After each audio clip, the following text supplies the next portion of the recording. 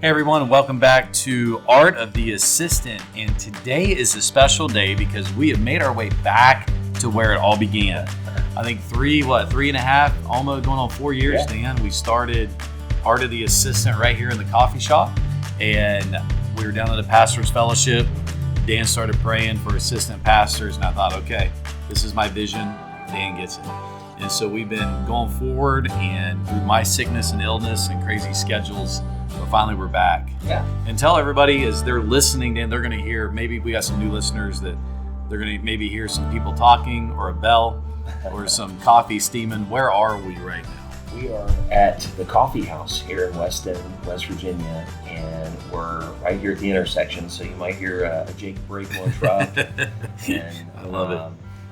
We're just in the middle of the busyness of the shop, but the coffee shop's a ministry of our church, and it's just open to the community at least 6 days a week, and we have all of our fellowship meetings and things like that down here as a church. But back in 2019, we opened it up to the community, and it's just been a great way to engage with the community.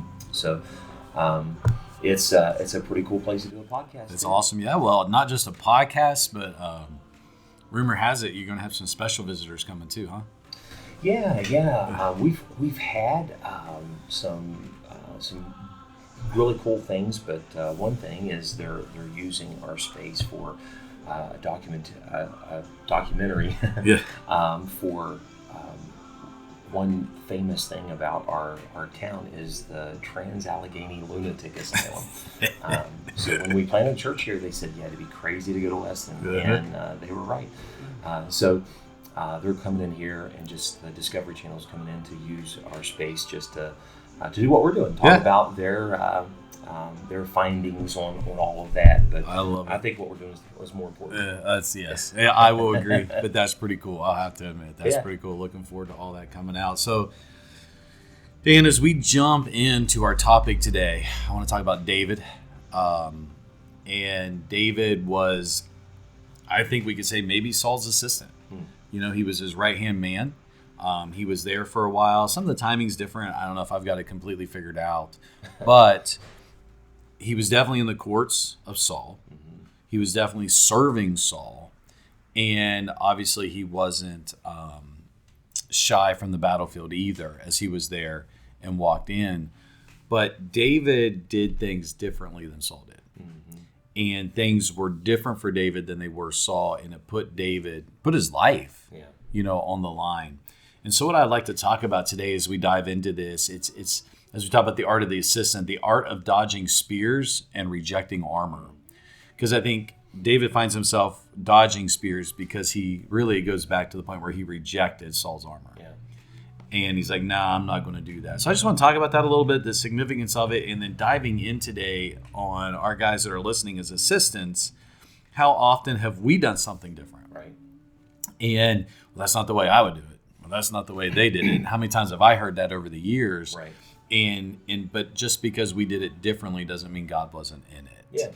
Yeah. So we're going to dive into that subject today and dodge some spears. All right. And reject some armor. All right, guys. So again, thank you for tuning in.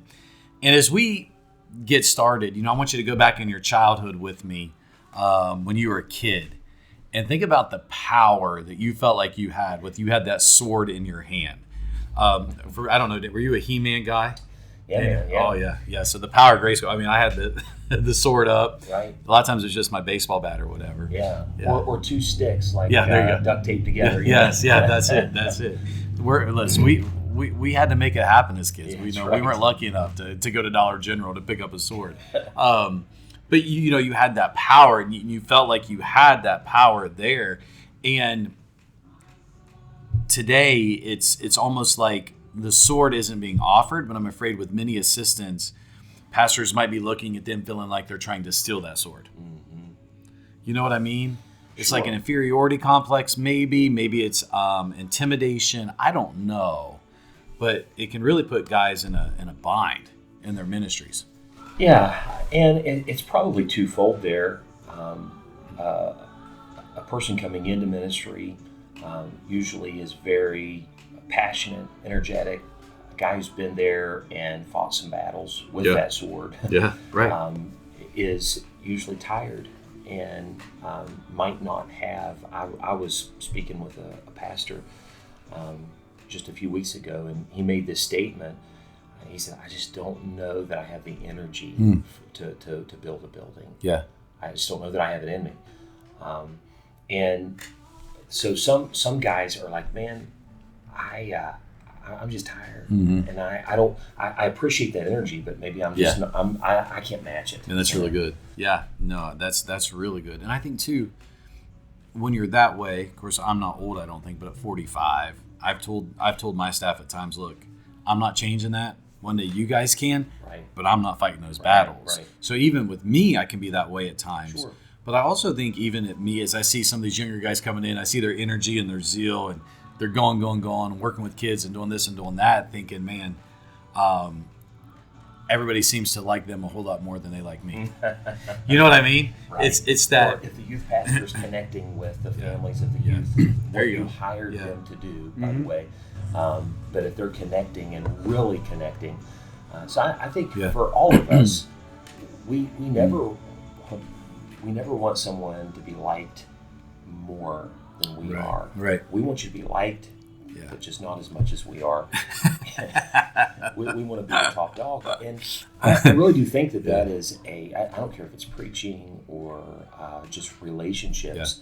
I may not want to go and play games till 2:00 in the morning anymore. Yeah. But I don't want you to have fun like that either. So there's just this weird dynamic it is that weird. happens. It is, absolutely. And then you have the sense of someone is bringing in new ideas and new strategies and even new ways to reach the next generation. And then we start rather than embracing and giving needed guidance and wisdom. Sometimes as a senior pastor, we just retreat. Everything's evil that's new, and that's not every case, but I think every pastor at least struggles with that. They have to have that battle, and I don't think that I don't think, Treg, that you need to start wearing skinny jeans and to keep up with the culture. Contrary to popular demand. I don't know that anyone has ever demanded that. But there are things that you can do to stay relevant, but not necessarily act like you're 20 anymore. Right. So, but this isn't a senior podcast. That's right. Yeah. Well, I think too. For instance, let's say that I have an assistant. Man, his Sunday schools, people are coming in. They love his Sunday school class. It's growing. Yeah. And so let's say I'm teaching one. I've got like 12 people, and he's got 20. And well, why aren't they coming to my class? Why are they? That can. Yeah, sure. That can start, and if we're not careful, Satan can get into any of these situations, and that evil root of bitterness starts to grow. Yeah. And then as it grows, it just takes one or two more things, and we're throwing spears. Yeah. Or as assistants, they're dodging spears. Right. And so we've got to guard that, yes, as senior pastors. But let's say that as a senior pastor, we're getting to that point. Now we have an assistant. How does he handle these things? And where does this come from? Yeah, sure. So you got let's say it's Davey. Davey's got a great Sunday school class. People love him. They're flocking to him. Things are going great there. Youth group is growing. Yeah. Man, his preaching's on fire. And you're just hearing it all the time. Man, Davey did a great job in church last night. Man, I really enjoyed Davis. I don't want to know. Right. Don't tell me. Yeah. And then in thinking he's done a great job and he's overall helping the ministry, he's sensing something's not right. Mm-hmm. Okay, something's between Pastor and I. Yeah. There's a wedge there. What is happening? What is going on? And looking back, talking about now David and Saul, I think the first thing that David did, the first step that he took, Dan, was he was rejecting the best armor money could buy. Yeah. Okay, this was Saul taking his baby. And I mean, what signified Saul? Everybody knew a king by their armor. Right. Look, this represents me. This represents my kingdom. This represents who I am. Take this and go, young man. He's like, nah. Right. Nah, I got a slingshot. I'm good, king. I've not proved this. I don't want this. And so right away, without even, I think, knowing what he was doing, David put a wedge between he and Saul. Yeah. Because he's rejecting what Saul wanted him to take. Yeah. And practically, looking at that, I think there's a variety of ways we could talk about it. Whether a pastor says, hey, look, 30 years ago when I was a youth pastor, we did this fundraiser. Right. And it was awesome. Yeah. Yeah. I saw a goldfish. Yeah. Yeah. That's what you need to do. Yeah. That's right. Or, we and then the youth pastor's like, nah, we're going to go a different way about it. Right. I think we got to be careful on both.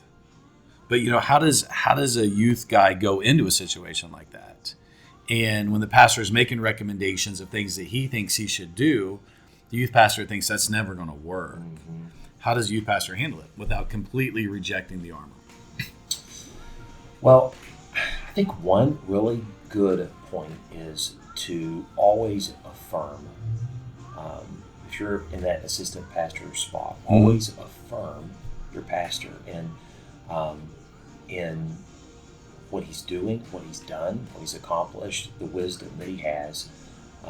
If you're coming off like, well, yeah, that's stupid. Yeah. So your attitude really, really makes a difference. Yeah. It could mean the difference between someone going, oh, yeah, that makes sense, or feeling threatened by you. Yeah. And, I mean, that's just good communication. Yeah.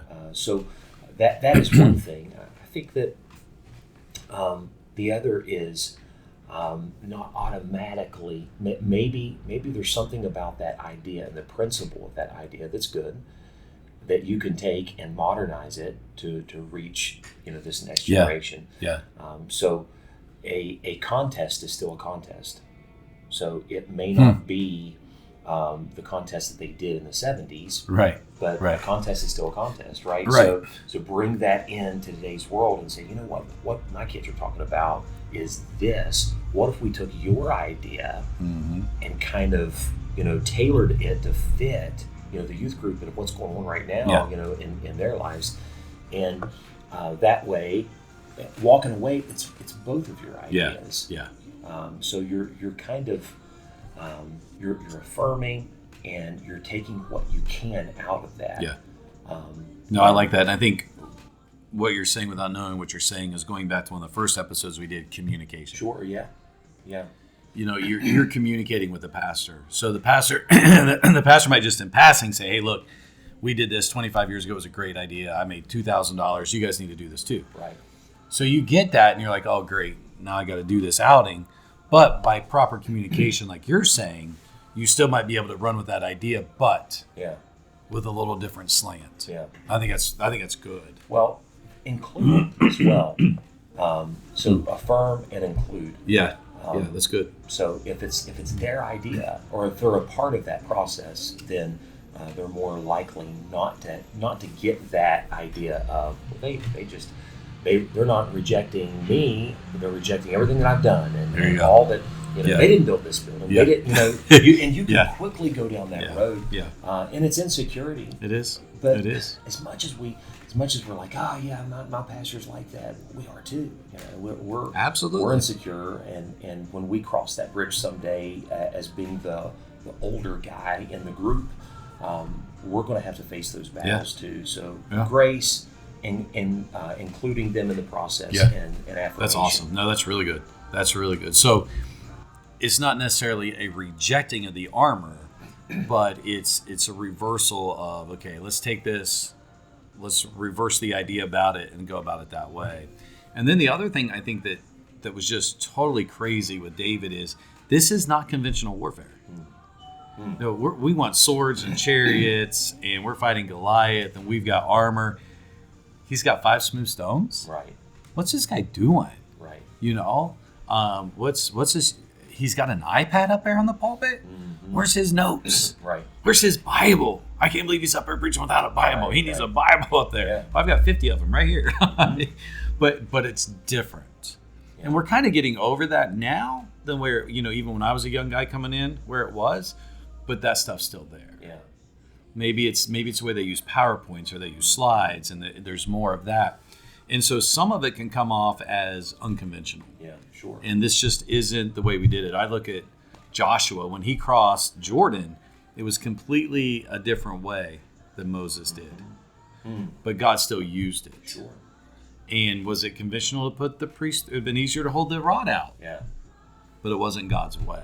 Right. So just because it's different doesn't mean God's not in it. Yeah. And I think we got to be careful with that and how we do things and looking at that. But again, I think it's this communication. So let's say pastor doesn't use PowerPoint slides, but we have the projector and we have the screen. So instead of just pastor sitting down Sunday night and the screen comes out of the ceiling and you're throwing up a PowerPoint, communicate that. Yeah. Hey, pastor, hey, Saul, I've got 5 stones in my pocket. And David does it. I killed a lion, I killed a bear. I've got this guy. Right. And I love using this. I use this with the teens. It seems to be a really good tool. And this is what I'm going to try to use tonight and see how it goes. Yeah. Let me know what you think. Anything like those lines. But I think the awareness for our assistants is to understand that you might not get it, but your pastor, these are the things that he's thinking. Right. These things could be going through his mind, and you need to cut that off at the pass Yeah. and make sure those things don't happen. Yeah. Or how about, hey, pastor, is this something you'd like to do? You give me your points and I'll throw them up on PowerPoint. There you go. I'd be glad to do that for you. There you go. Yeah, absolutely. I think that just getting the insecurities out of the way and going, I'm not here to take anything. I'm not here to divide anything. You have brought me in here to, for the work of the ministry, and that's what I'm here for. Yeah. And I think one of the things that makes this relevant, and even a topic that's relevant today, is because of the age. The average age of the evangelical pastor today is 55. So if you're bringing a young guy in, he's less than half your age. Yeah. So now I'm 55 going on 60. I'm looking at grandchildren. I'm in a total different phase of life too. And my thinking is a whole lot different than this young guy's thinking. Yeah. And with that huge difference that's there, it's just a different mentality. It's a different mindset. It's a different way of life. And I think one of the things that could really help that too is spending time together. And as assistant pastors, trying to make time for your pastor so he knows you. He knows where you're coming from. He knows what you're doing. He sees you have wisdom there and is behind you with that. Yeah. And not letting that age gap, not using that age gap as a difference. Yeah. Does that make sense? It does. What you're going to find, and what we've probably already found, is there's some vulnerability there that, a senior pastor, most likely, unless he was just in a non-normal situation, but he probably grew up and was trained under a top-down, authoritarian type leadership. It's hard to break away from that. Yeah. It is. And so one thing about that style of leadership is they don't make themselves vulnerable. So they have to have this persona, this stage presence about them all the time.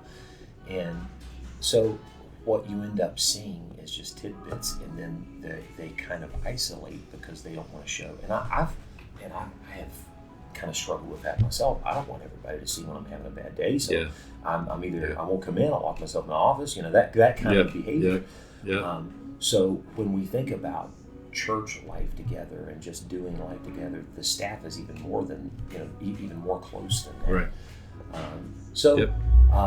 I think you have to be sensitive to that and understand that being aware of the why is so important when you're dealing with things like this. Yeah. And even when a slur or a spear is thrown, you can build that wall. You can run. That's good. Or you can understand, hey, that probably came out of someone who's been told that themselves, and that probably comes out of a heart of hurt themselves. Yeah.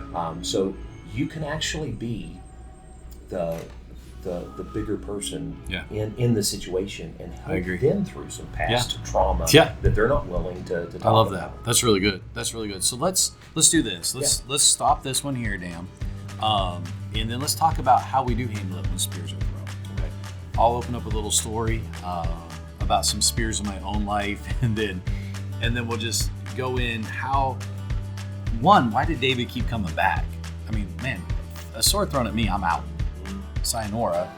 And he handled himself wisely, the Bible said, so wisely everybody loved him. So there were some things David did that were right in the midst of that. And if you guys are sitting there listening and you're like, man, I can't do anything right, everything I do, the pastor's coming against me, I can't even smile the right way, then hold on, because we're going to help you out when we get there in our next episode of Art of the Assistant.